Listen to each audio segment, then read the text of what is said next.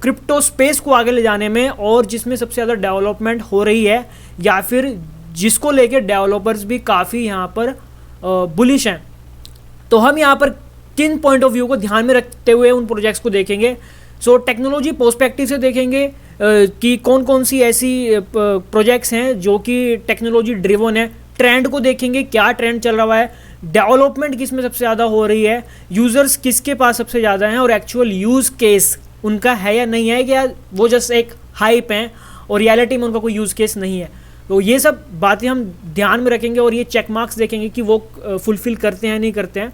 और मैं डिस्क्लेमर देना चाहूँगा कि प्लीज़ इस वीडियो को आप कोई भी फाइनेंशियल एडवाइस की तरह मत देखिएगा। आपको पता है ये चैनल सिर्फ एजुकेशन पर्सपेक्टिव से ही यहाँ पर जो है काम करता है, और एजुकेट होने के लिए क्रिप्टो के बारे में ही इस वीडियो को देखेगा।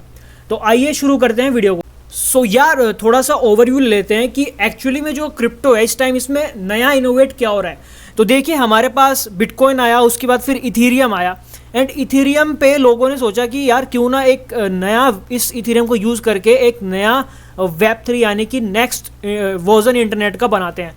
तो वहाँ पर क्या प्रॉब्लम आई कि एक सिंगल ब्लॉकचेन के ऊपर आप पूरे इंटरनेट को एक तरह से चलाना चाहते हो, जो कि पॉसिबल नहीं है, क्योंकि यहाँ पर जो इथीरियम की ब्लॉकचेन है, जो नेटवर्क है, वो काफ़ी कंजस्टेड हो जाएगा। तो इसका ये प्रॉब्लम थी। फिर इसका सॉल्यूशन क्या आया, लेयर 1 आए। जैसे हमारे पास काफ़ी सारे लेयर 1 है, जैसे सोलाना हो गया, पोल्काडॉट हो गया, एटम हो गया, एंड इसी तरह से यहाँ पर लेयर 2 आए।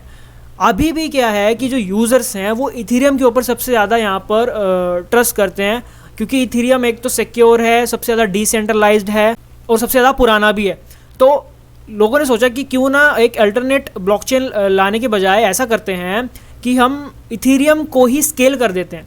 एंड फिर इसी इनोवेशन के साथ यहाँ पर बर्थ हुआ ऑप्टिमिज्म का।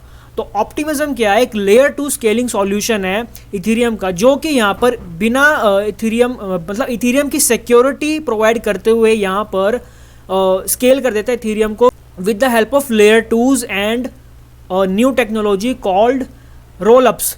तो ये जो एक रोलअप है, ऑप्टिमिस्टिक रोलअप है, ऑप्टिमिज्म। एंड अगर आप इसके बारे में अच्छे से जानना चाहते हो तो हमने ऑलरेडी इस पे वीडियो बना रखी है, पूरा डिटेल में समझाया हुआ है कि ऑप्टिमिज्म क्या है, रोलअप्स क्या होते हैं, स्केलिंग सॉल्यूशंस क्या होते हैं। तो मोटा मोटा ये जान लीजिए कि जो ऑप्टिमिज्म है वो यहाँ पर स्केल करता है इथीरियम को, और ये जो है आगे यहाँ पर वेब 3 को और ज़्यादा मास अडोप्शन करने में मदद कर रहा है। तो इसका भी यहाँ पर काफ़ी अच्छा यूज़ केस है। टीम अच्छी है, सब कुछ इसका अच्छा है, डेवलपमेंट इसमें हो रही है, प्रोजेक्ट्स इसके ऊपर बिल्ड कर रहे हैं, यूज़र्स इसको यूज़ कर रहे हैं ऑप्टिमिज्म को। एंड इसी का एक भाई है आर्बिट्रम। ये दोनों जो है यहाँ पर ऑप्टिमिस्टिक रोलअप्स हैं। तो नेक्स्ट जो है वो है हमारा आर्बिट्रम। अब आर्बिट्रम क्या है कि ये भी स्केलिंग सॉल्यूशन है, बट ये थोड़ा डिफरेंट वे में वर्क करता है ऑप्टिमिज्म से। तो दोनों का ही जो एक विज़न है वो ये है कि इथीरियम को स्केल करना है। ये भी क्या बोलते हैं उसी तरह से काम करते हैं जैसे कि ऑप्टिमिज्म करता है। डिफरेंस बस ये है कि ऑप्टिमिज्म का भी यहाँ पर टोकन इन्होंने लॉन्च कर दिया है, क्योंकि इनको जो है यहाँ पर ज़्यादा डिसेंट्रलाइज होना था, गवर्नेंस को यहाँ पर अप्लाई करना था अपने प्रोजेक्ट्स में।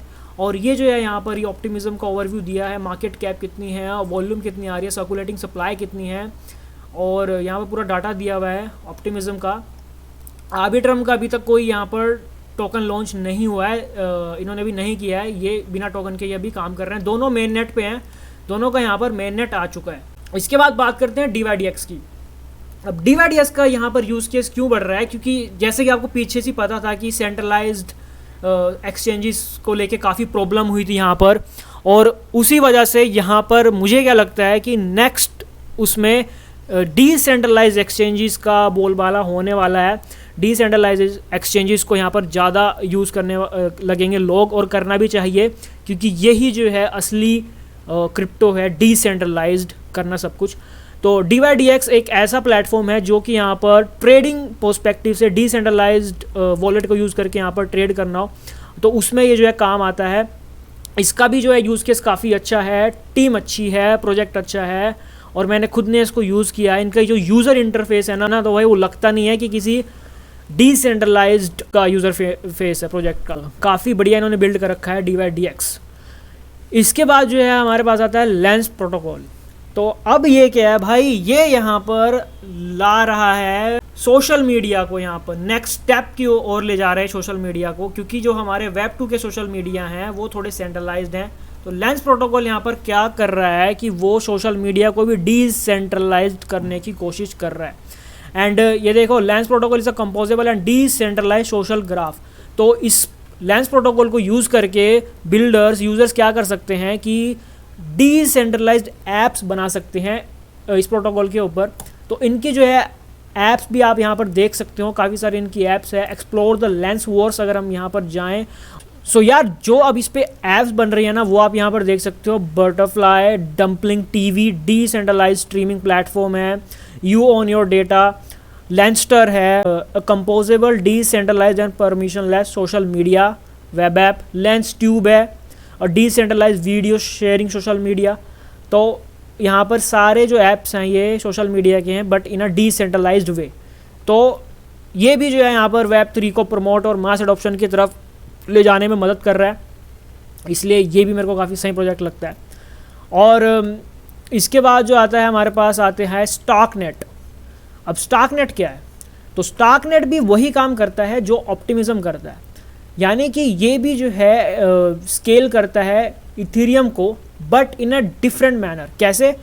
कि जो ऑप्टिमिज्म और आर्बिट्रम है वो यहाँ पर ऑप्टिमिस्टिक रोलअप्स हैं, और जो स्टार्कनेट है वो एक जीके रोलअप है। क्योंकि अभी जो है वितालिक ने अपने पीछे जो ब्लॉग डाला था और जो ट्विटर पे उसने अपना ब्लॉग पोस्ट किया था, उसमें उसने कहा था कि अगर हमको यहाँ पर वेब 3 को एक नेक्स्ट लेवल पे ले जाना है तो we will need ZK rollups at some point. यानी कि अभी तो चलो जैसा चल रहा है, बट आने वाले टाइम में हमको यहाँ पर जीके रोलअप्स की तरफ शिफ्ट होना पड़ेगा in order to scale Ethereum.